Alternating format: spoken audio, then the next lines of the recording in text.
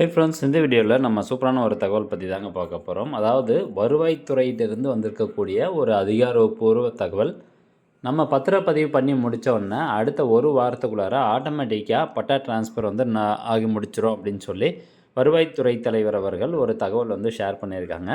எப்படி வந்து ஆட்டோமேட்டிக்காக பட்டா டிரான்ஸ்ஃபர் ஆகுது, என்னென்ன டாக்குமெண்ட்ஸ்லாம் இதுக்கு வந்து நம்மளுக்கு தேவைப்படுது, எந்த மாதிரியான பத்திரப்பதிவெல்லாம் ஆட்டோமேட்டிக்காக அந்த ஒரு வாரத்துக்குள்ளார பட்டா மாற்றம் வந்து நடக்குது அப்படிங்கிற முழுமையான தகவல் இந்த வீடியோவில் நம்ம பார்க்க போகிறோம்.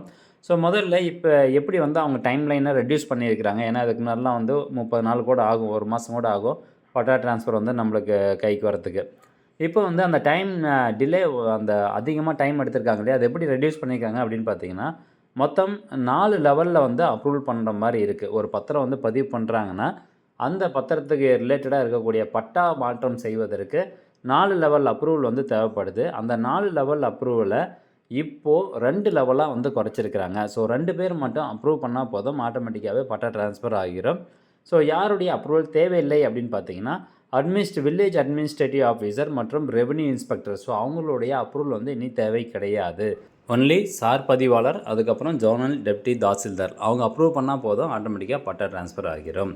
ஸோ 4 லெவல் அப்ரூவலை 2 லெவலாக குறைச்சிருக்கிறாங்க. இதனால் வந்து டைம் லைன் குறையுது, பட்டா ட்ரான்ஸ்ஃபருக்கான டைம் லைன் குறையுது. ஓகே, இப்போது எந்த வகையான பத்திரப்பதிவுக்கெல்லாம் இந்த ஆட்டோமேட்டிக் பட்டா ட்ரான்ஸ்ஃபர் நடக்கும் அப்படின்னு பார்த்தீங்கன்னா, வித்தவுட் சப்டிவிஷன் ஒரு நிலம் இருக்குது, ஒரு சொத்து இருக்குது, அந்த சொத்தை அப்படியே வந்து விற்கிறாங்க. ஒரு சொத்துன்னு எடுத்துக்கிட்டிங்கன்னா அது சர்வே நம்பர் இருக்கும். ஒரு நிலம்னு எடுத்துக்கிட்டால் அது சர்வே நம்பர் இருக்கும், இல்லை சப்டிவிஷன் நம்பர், அது ரெண்டுமே வந்து சேர்ந்து இருக்கும். இப்போது அந்த சர்வே நம்பராக இருக்கட்டும், இந்த சப்டிவிஷன் நம்பராக இருக்கட்டும், அதில் எந்த ஒரு பிரிவினையும் பண்ணாமல், இப்போ 1 ஏக்கர் நிலம் இருக்குதுன்னா அந்த 1 ஏக்கரை அப்படியே வந்து இன்னொருத்தர்கிட்ட விற்கிறது. இப்போ 10 சென்ட் நிலம் இருக்குதுன்னா அந்த 10 சென்ட் அப்படியே இருந்து இன்னொருத்தர்கிட்ட விற்கிறது. எந்த ஒரு சப்டிவிஷன் பண்ணாமல் அப்படியே வந்து விற்கிறாங்க இல்லையா, அந்த மாதிரி அந்த வகையான பத்திரப்பதிவுக்கு மட்டும்தான் இந்த ஒரு ஆட்டோ பட்டா டிரான்ஸ்ஃபர் வந்து நடக்கும். அதுவும் ஒரு வாரத்துக்குள்ளே நடக்கும். இன்னொன்று வந்து இன்க்ளூடிங் சப்டிவிஷன் அப்படின்னு சொல்லுவாங்க. இப்போது ஒரு சர்வே நம்பர் இருக்கும், சப்டிவிஷன் நம்பரில் இருக்கும். அதில் ஒரு ஏக்கர் நிலம் இருக்குது அப்படின்னு வச்சுக்கலாம். அந்த ஒரு ஏக்கரை வந்து 50 சென்ட் ஒருத்தருக்கும், இன்னொரு 50 சென்ட் ஒருத்தருக்கும், அந்த மாதிரி வந்து பிரித்து கொடுக்குறாங்க அப்படின்னா அந்த இடத்துல வந்து என்ன வருது, சப்டிவிஷன் அப்படிங்கிற கேட்டகரி வந்து வருது. ஏன்னா பிரிவினை வந்து பண்ணுறாங்க. ஸோ சப்டிவிஷன் கேட்டகரி வரதுனால அந்த வகையான பத்திரப்பதிவுக்கு வந்து அதுக்கு நிறைய அப்ரூவல் வந்து தேவைப்படும். 4 பேருனுடைய அப்ரூவல் வந்து தேவைப்படுது. சர்வேயர் வந்து கிராஸ் வெரிஃபை பண்ணுவாங்க. ஸோ இதன் காரணத்தினால அந்த வகையான பத்திரப்பதிவுக்கான பட்டா மாற்றமானது டைம் எடுக்கும் அப்படின்னு சொல்கிறாங்க. ஸோ இந்த ஒரு விதிமுறை, இந்த ஒரு புதிய அப்டேட் வந்து யாருக்கு பொருந்தும் அப்படின்னா, வித்தவுட் சப்டிவிஷன் கேட்டகரியில் பத்திரப்பதிவு பண்ணுறவங்களுக்கு தான் ஒரு வாரத்துக்குள்ளார இந்த ஆட்டோ பட்டா டிரான்ஸ்ஃபர் நடக்கும். அதே மாதிரி ஒன்ஸ் இவர் யார், நம்மளுடைய சப் ரெஜிஸ்டரும் ஜோனல் டெப்டி தாசில்தாரும் ஆன்லைன் மூலமாக அப்ரூவ் பண்ணிட்டாங்க அப்படின்னாவே ஆட்டோமேட்டிக்காக பட்டா ட்ரான்ஸ்ஃபர் நடந்துடும்.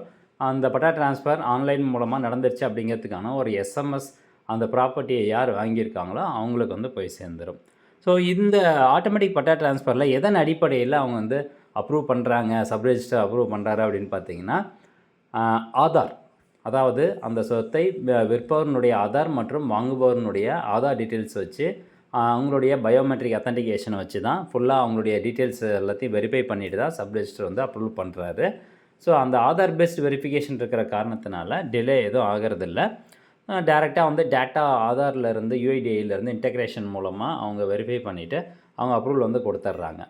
ஸோ மற்றபடி இப்போது இன்க்ளூடிங் சப்டிவிஷன் அப்படிங்கிற கேட்டகரி வந்துருச்சு அப்படின்னா விஏஓடைய சைன், அதுக்கப்புறம் ரெவன்யூ இன்ஸ்பெக்டருடைய சைன் கண்டிப்பாக தேவைப்படும். அவங்களுடைய ஒப்புதல் இல்லாமல் உங்களுக்கு வந்து இந்த பட்டா ட்ரான்ஸ்ஃபர் நடக்காது.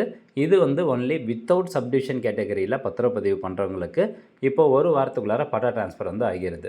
ஸோ இதுக்கு முன்னாடி வந்து 4 லெவலில் இருந்த அப்ரூவலை இப்போ 2 லெவலாக குறைச்சிருக்கிறதுனால 1 வீக்குள்ளே பட்டா கிடச்சிருது. இது ஒரு மகிழ்ச்சியான செய்தி தான். இந்த தகவல் நிறைய பேருக்கு ஷேர் பண்ணுங்கள். மீண்டும் அடுத்த ஒரு நல்ல பதிவில் சந்திக்கலாம். நன்றி, வணக்கம்.